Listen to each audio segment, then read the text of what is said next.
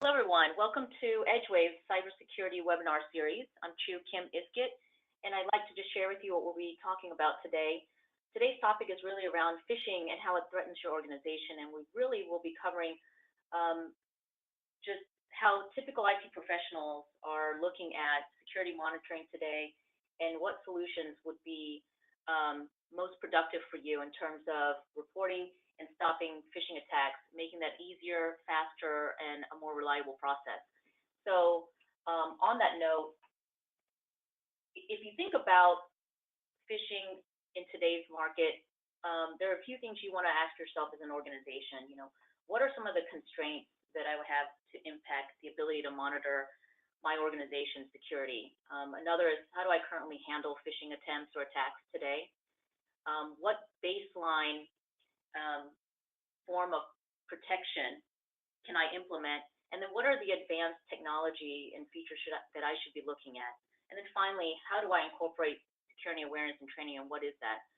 So to kick off the webinar today, I'll introduce two speakers. The first speaker will be Don Lewis, our Senior Marketing Manager. Don brings over 15 years of product and solution management experience in cybersecurity, SaaS-based software, as well as semiconductor industry.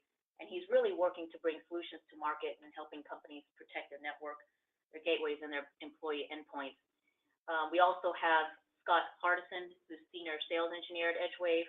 Scott brings over 20 years as a veteran in the cybersecurity space with years of experience really in the web and email security space, as well as secure content archiving as well. So with that, I'm going to go ahead and introduce Don. Go ahead. Okay, thank you, Drew. Appreciate it. Before we dive in, let's review some basic terms associated with phishing. Phishing is the attempt to acquire sensitive information such as usernames, passwords, credit card details, primarily for malicious reasons.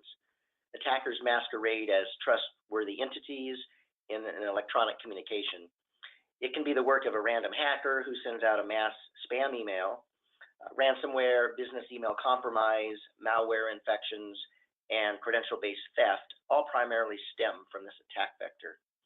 Spear phishing is an email spoofing attack that targets a specific organization or individual and not typically initiated by random hackers, but are more likely to be conducted by perpetrators out for financial gain, trade secrets, or military information. Related, the term whaling refers to a spear phishing attempt specifically aimed at company executives.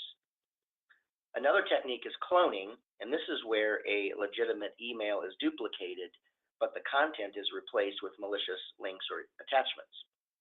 And then finally, dwell time is the time an organization has exposure to a phishing attack. Similar to attack dwell time, industry experts generally acknowledge that once insider access is achieved, the impact of the attack could go unnoticed for days, weeks, and even months before it's discovered and remediated. The Verizon Data Breach Investigations Report, the DBIR, has addressed this in prior years as time to discovery. So let's look at how a spear phishing attack is typically executed. First, the hacker will target a company using social networks or other data they find on the internet. They'll identify employees with access to company data and systems. And then following the social trail, they'll identify other people that the employee knows. Next, the hacker will set up a fake but recognizable email address created to impersonate a colleague or boss. Then they send a personalized email to the targeted employee from that fake address with a link or attachment. Unfortunately, the email evades the spam filter and arrives at the employee's inbox. And then the employee opens the email because they know, or they think they know, the sender, and clicks on a link or opens the attachment. The link opens a malicious or fake website, which enables credentials to be stolen or malware to be installed. And then the attachment causes malware to infect the endpoint and open the back door.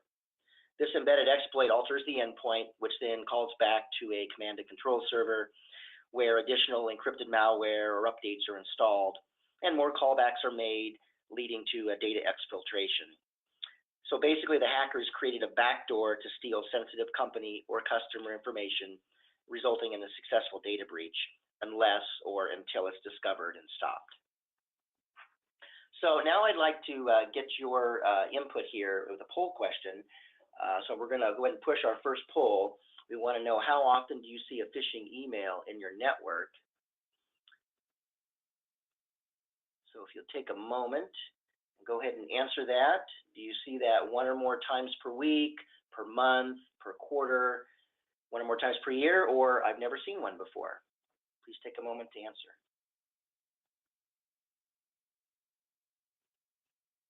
Okay, and we'll just give it another couple seconds here. The responses are still coming in, and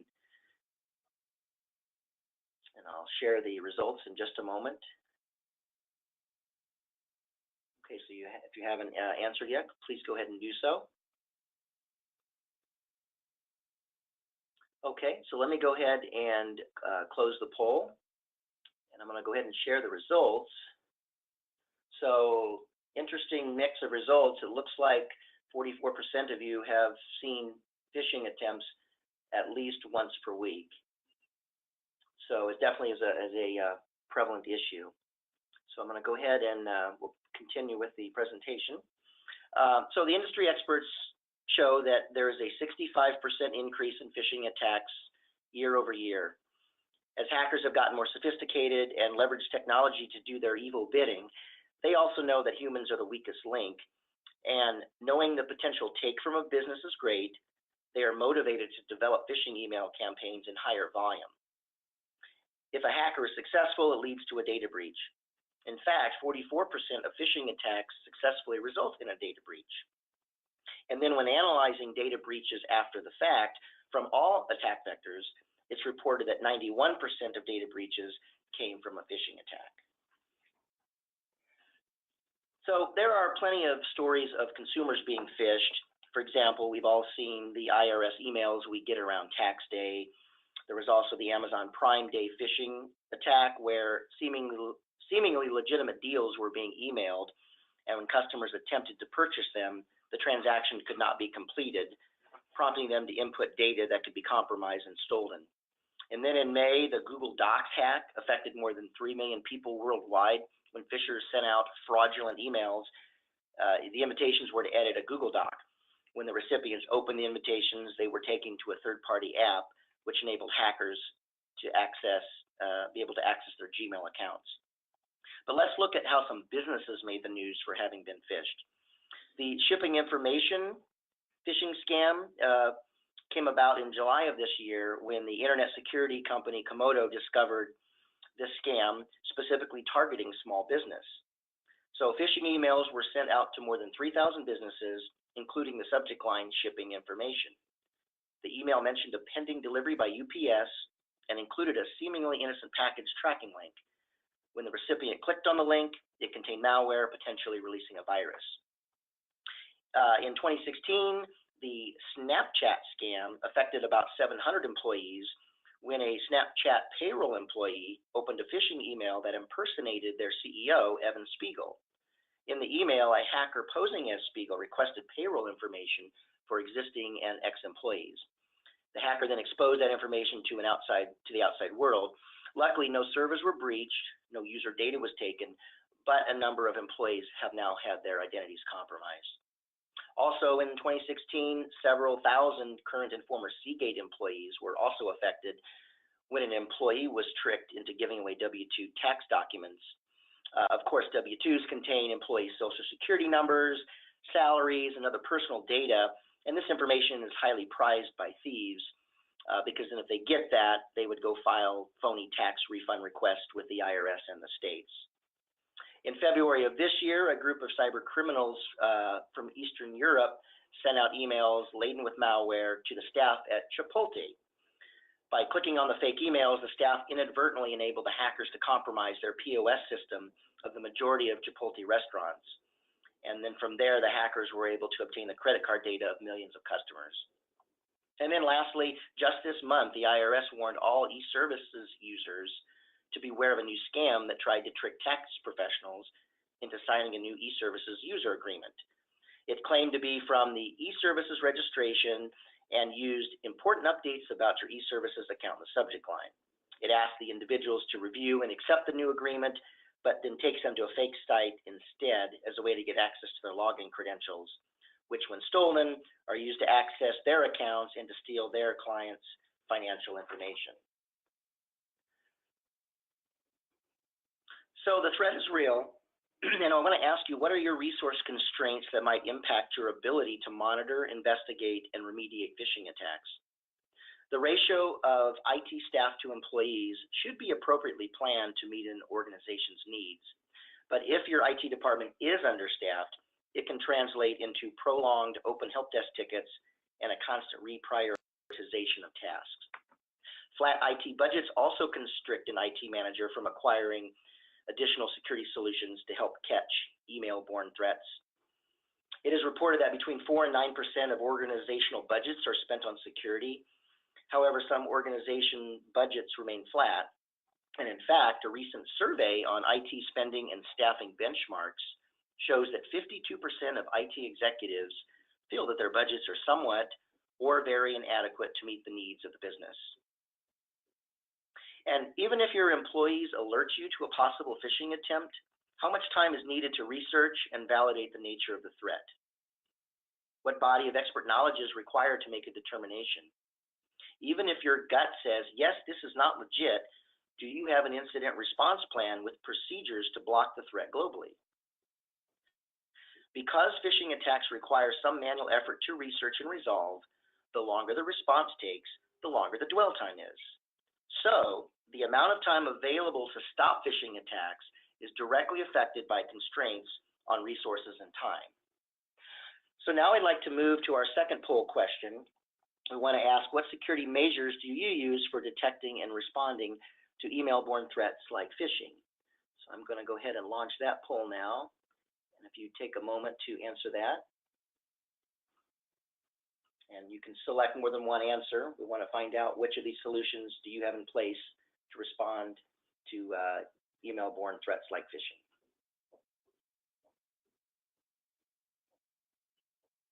And I see responses coming in. We'll just give it another minute.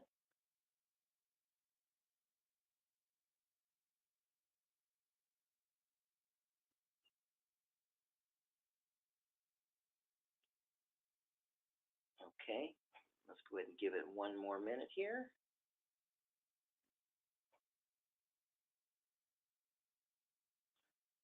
Okay, I'm going to go ahead and close the poll and share the results on that as well.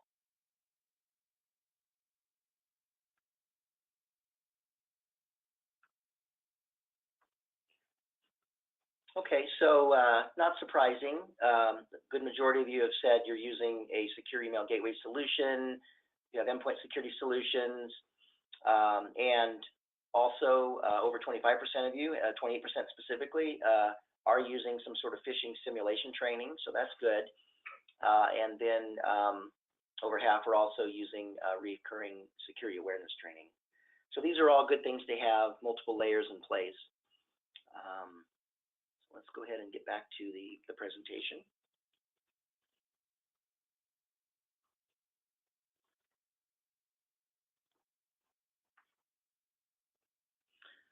Okay, so employees play a big part in how well equipped your organizations are in defending against phishing attempts. Malicious emails continue to get through spam filters, firewalls, and gateway security scans. When this happens, your employees are your weakest link. Do they have a strong understanding of security threats and the street smarts to not open and click on a suspicious email? And if they report a suspicious email to you, do you have instant access to threat intelligence and the time to investigate and respond quickly? Businesses can also work with third-party vendors to provide security awareness training, as some of you had indicated in the last poll. Some even offer to test your employees' readiness by sending simulated phishing messages and report back on how many times employees engaged with those emails. But even this is only a snapshot in time. So now I want to ask another poll question. I want to find out, do you have an IT policy for how employees should deal with phishing emails? So let me go ahead and post this, and if you take a moment to answer yes or no. Do you have an IT policy for how employees should deal with phishing emails?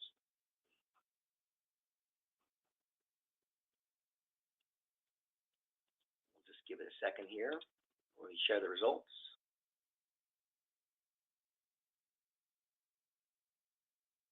Okay. I'll go ahead and close the response and share the results. So interesting results. So 44% of you said yes, you do have an IT policy, but 56% said you don't. Okay, so then I have one last polling question for you. And I'm going to go ahead and push that right now.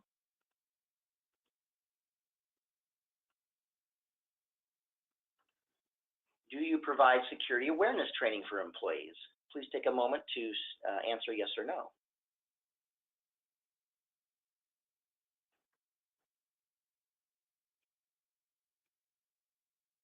And we'll give it just one more minute here.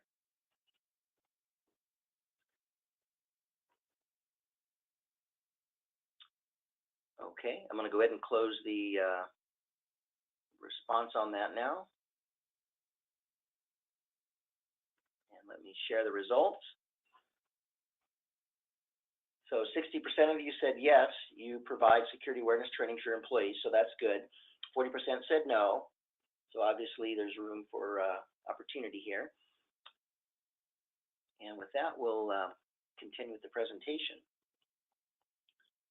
So knowing that phishing is a problem and that IT professionals don't have enough time or tools to monitor it in real time, and knowing that employees are a critical gate to preventing a data breach, businesses need an integrated service to tie it all together. EdgeWave is excited to introduce our newest solution called ThreatCheck, an automated phishing email incident response service. One of our customers, a mid-sized logistics firm, says that previously it was not possible to deliver immediate threat analysis to every end user. But with ThreatCheck, it provides them a powerful line of defense against the costly damage that malicious emails can render. ThreatCheck is an indispensable element of any effective security strategy. With ThreatCheck, you can bolster your incident response capabilities through automated phishing, email investigation, remediation, and reporting. ThreatCheck gives employees a one-click option from an Outlook plugin to report suspicious emails directly to EdgeWave. Our hybrid threat detection center provides closed-loop email updates back to the end user on the status of the investigation. ThreatCheck provides centralized management and reporting for IT administrators to configure notifications and frequency.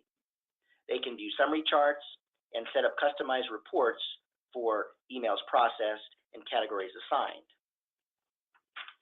By providing your employees instant access to ThreatCheck, you are streamlining the process of reporting suspicious emails from the endpoint, saving your IT staff's time and reducing the volume of help desk calls.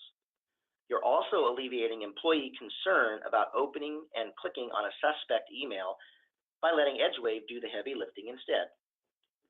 Once reported, it is blocked globally so no other employees can be affected, and this minimizes the attacker's dwell time in your network. So with that, I'm going to go ahead and turn the presentation over to Scott, and he's going to show you a demo of how ThreatCheck works. All right, thanks, Don. Let me adjust the desktop here real quick. We'll go out and take a look at what the product looks like from an administrative as well as an end user perspective.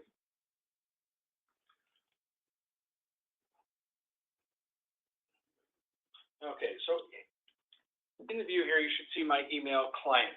The EdgeWave ThreatCheck plugin plugs in and shows on the browser's home banner. On this tab, we can take any message we feel might be a threat and simply select the EdgeWave ThreatCheck plugin button here. This will automatically submit this message right to the ThreatCheck analysis team. When we submit this, it's going to take that email, remove it from the location, in this case my inbox, into what's called the EdgeWave ThreatCheck folder. That way it removes it from the user's main view in their inbox so they don't accidentally click on it or click on any links within it inadvertently. It's going to put it there for safekeeping until the EdgeWave team can analyze the message for any threats. When it does that, when they submit the message, the ThreatCheck team is going to send an acknowledgement or a confirmation of receipt, like you see here highlighted in my inbox. showing that the message has been submitted and that the Threat Detection Center is going to process that and get back to them regarding the threatening status of that message. Once that decision has been made, the analysis is complete, they will then get a final response for that message. Whether the response be that the email does contain threats or that the email is clean, they'll get a response either way, so they know with directions on what they should then do with that message. If the message is deemed safe, then the message will be, the response will come back in a positive nature and let them know they can go to their threat check folder and take that message, put it back into their inbox. If that message does contain a threat, such as this one did, that I had submitted, it's going to let us know that, and it's going to automatically delete that message from my Outlook client. So that threat is no longer in existence on my client. We don't have to worry about the end user clicking on or going out to any malicious URLs. Now, with this ThreatCheck plugin, we have a closed loop response for your end user. So this will tie right in with their security awareness training, where they've got other data and training sessions on how to recognize potential scams and threats coming in via email. This gives them a one-click, easy way to submit items to professional security people to evaluate and provide them with a response, a direct response back to them about that particular message. So it helps close that loop, lets the users participate in the security posture for our network and organization. So from an end user perspective, very simple to use, submit the message, get the response back, find out if the messages are good or bad, and then deal with them appropriately. Now, from an administrative perspective, there's another way we can look at that, and that is that the EdgeWave ePrism is going to be able to provide reporting data from an administrative perspective for us, including reports, and being able to monitor and see what the users have been submitting. Within the ePrism dashboard, I can go into my report screen and select the ThreatCheck report. Pick a date and time, and go in and run this. I'll just back this up for a couple of days here, and when I run this report, I'm going to get a list of individual messages then that have been submitted and what the status is on those. Was there a virus? Was it a phishing attempt? Was the email safe? The one that I had just gone in and submitted, for instance, we'll see that that one came back as being a virus here down at the bottom of my list. So several different report types available to you, including charts, and these charts will include drill down capabilities as well. So when I click on run, get my results back here, we can see how many of the submitted messages were considered safe, how many contained viruses, were spam, were phishing attempts, things like that. I can select these to get more details on them, and it'll take me right out to the details for those specific messages so we can see what they are, who submitted them, etc. So a lot of good information there. So now this information from an administrative perspective is all after the fact reporting on what happened with the user submitting message to the EdgeWave ThreatCheck Center. I can also be alerted in real time.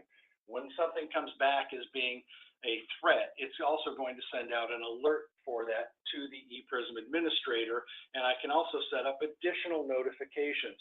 These notifications will allow me to go in and define a notification to let me know when a user submits something to the ThreatCheck team, as well as being able to set up notifications for the confirmations of what the results were on that. So when things come back from their incident response team, we'll know what those are and we'll be able to get those alerts automatically. Also, any reports that you create on the system here, you can subscribe to. So if you want to have them sent out on a regular basis, you can do that as well. So a lot of great options available to the administrators to be able to manage and see what their users are submitting while providing that closed loop for the end users.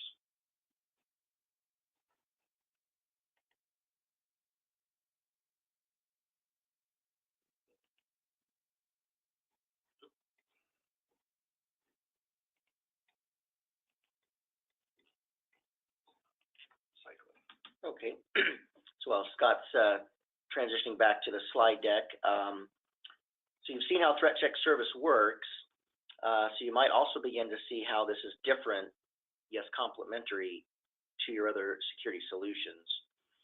Email security solutions provide alerts to IT admins and a one-way submission, but the end user isn't truly part of the incident response process. And all of the heavy lifting rests with the IT admin to manage and close the response. With security awareness and education providers, their main focus is training. They typically don't have a true security platform for detection and response of actual threats in real time. And lastly, signature-based endpoint security solutions focus on detection of known threats.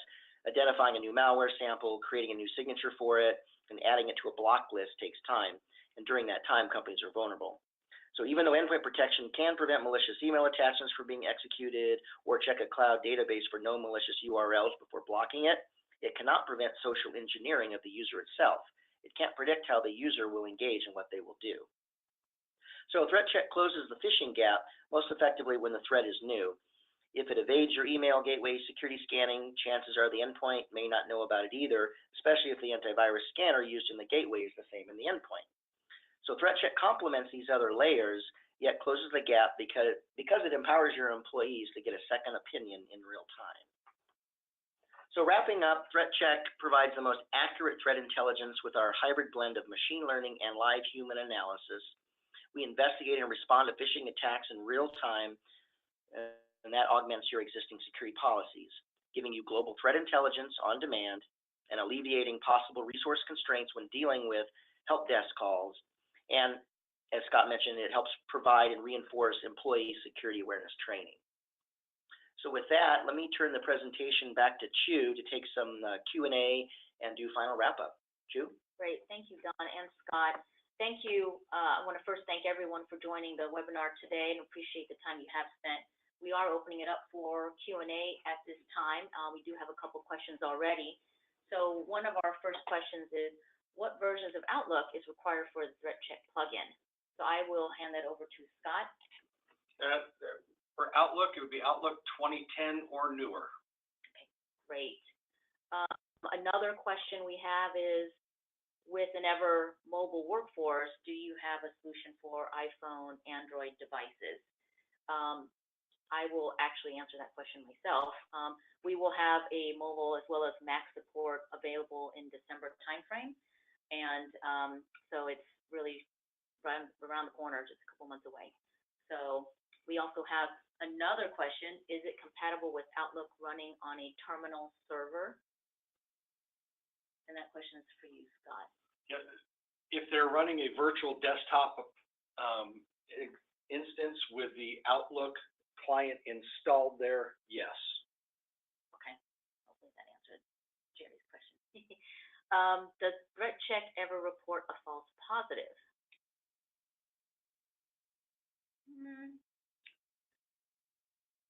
So let me take that question.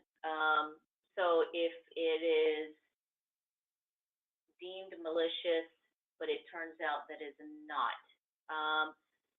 we have taken a lot of time, energy, and resources in terms of our hybrid threat detection center.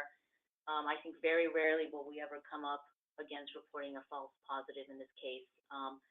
There's some extensive analysis going on from the actual link, the attachment, the actual report, and if there's any sign of malicious activity or questionable, it will be deemed as being malicious and removed from the site. I'm sorry, not the site, but the actual inbox. But from the testing we've done and from the customers who are using today, we have not had a false positive response.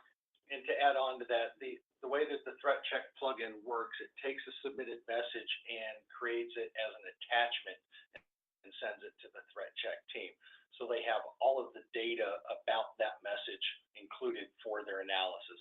So these are professional security people that have a full host of information about the message to be able to review. Great, thanks, Scott. Next question, what is the response time for ThreatCheck? So our response time right now is we strive to hit a 5-minute or less response time. Our SLA is 15 minutes. If for some reason the submission does not come through properly, we will ask the submitter to resubmit. So that is our general guidelines for response time. And the next question, let's see, is analysis done by an actual person in a SOC NOC environment? Yes, it is. Don, you want to just comment on that? Yeah, so again, we're staffed with, as Scott mentioned, security professionals. They're reviewing all the data about the email. There's some machine learning, some of our knowledge that we've retained over the 20 years plus of doing this in this business. And then it's the live analysis that kind of puts that the final stake in it to make a determination, because machine learning by itself can have a good baseline, but at the end of the day, because it's hackers that are real people trying to evade things and be clever, it also takes a live human to also sort of think like that to be able to respond, the human-to-human response. Great, thank you.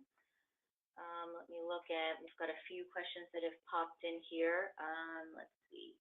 What is the approximate cost of ThreatCheck? Good question.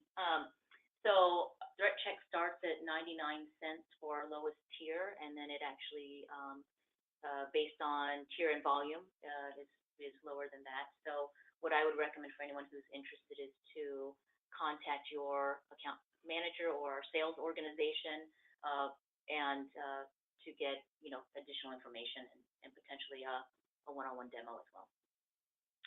Let's see. Are there any other means to submit suspicious emails to ThreatCheck other than configuration through outbound email?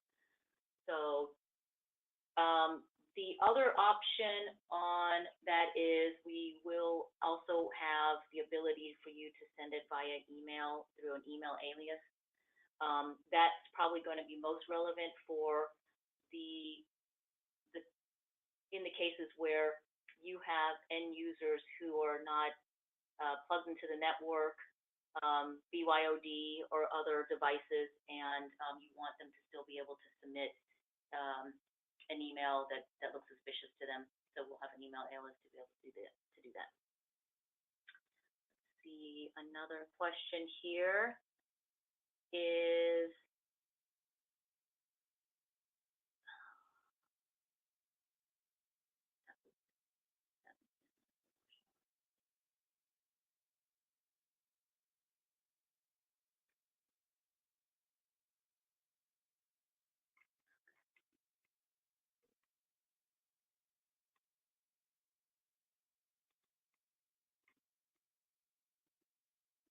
let's see, there's a follow-up. Is there any element of trading involved with ThreatCheck?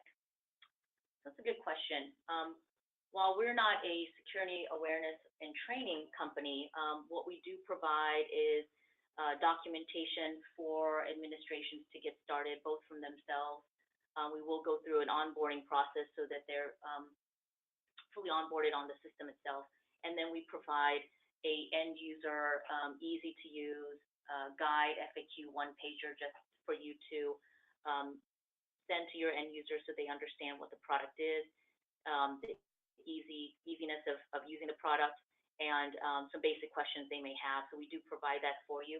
Because the product itself is fairly conceptually easy to use and understand, I think the one-pager is pretty robust. Questions you may have that we provide the administrative side a more detailed FAQ so that you can answer additional questions such as response time, what happens if it submits, and then is there anything I need to do? You may get some questions on the back end in terms of the ThreatCheck folder. Those things are answered through the FAQ.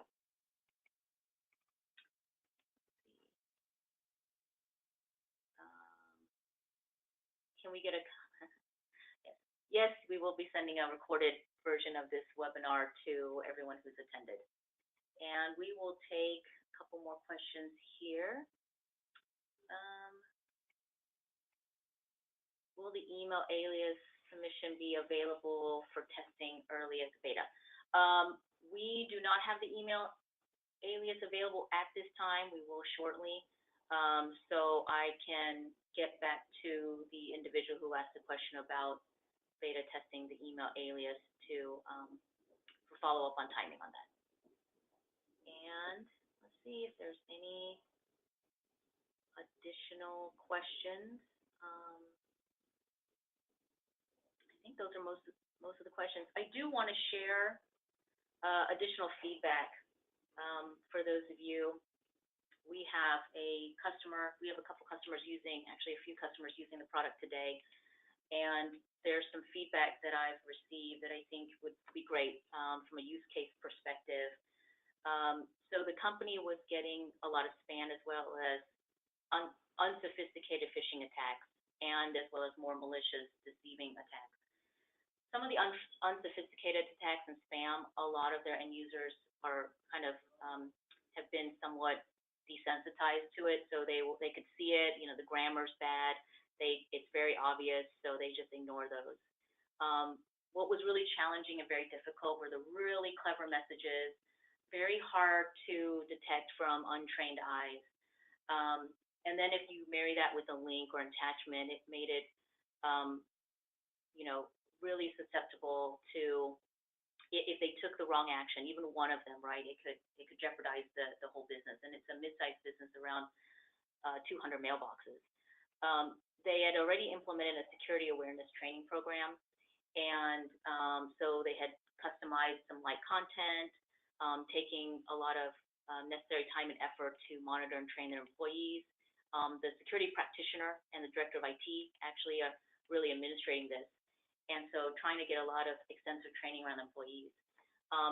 But what he was finding out is he was getting an exorbitant amount of questions. So now everyone was aware, he kept getting inundated with, can I open this? What about this? Can I do this? Can I do that? And eventually it ended up bogging down his time and effort to address larger security issues, or even chase and investigate actual attacks that have infiltrated his organization. So what ThreatCheck did for him was allow him to save time and resources and effort chasing every single questionable message, especially on the heels of security awareness training that he had just implemented. It also gave him one centralized place to go to find out if his training was really paying off, because he could actually see the reporting and understand whether or not, you know, the individuals were actually falling for live, real phishing attacks versus simulated. And a few of the key areas that he thought were really important were the trigger notifications. So whenever end users submitted or got confirmations, he could get triggered immediately that, you know, a notification was coming through, so he could get ahead of it and then do a lot of his administrative work ahead of time. The other one was he could get summary and detailed domain and category level reporting. He had a centralized view because he's also an ePrism customer, so he could see everything through the dashboard and the reporting system. And then the other thing is, because we also have an MSI installer for global policy, you can actually push this out to all your users at one time, so you don't have to do one-to-one deployments per end user. So I just thought that might be good to share with you those in terms of a use case perspective. So any other questions coming in? Let's see. Does this work with email hosted by Google? Scott, you want to answer that question? Yeah, the email host is not the important part. It's whether or not they're running Outlook. If they're accessing it via Outlook, they should be able to submit the messages via Outlook. So any mail systems that are supported through the ePrism platform would be supported through this as well. Great. And then we've got another question. Does EdgeWave have product to perform phishing test functions on an organization that is friendly phishing attacks? Don, you want to answer that one? Can you repeat the question, please? It is, does EdgeWave have product to perform phishing test functions on an organization that is friendly phishing attacks? So, no, yeah, that kind of sounds like the security awareness training, and that's kind of what their specialty is, to be able to report, to help an organization be ready.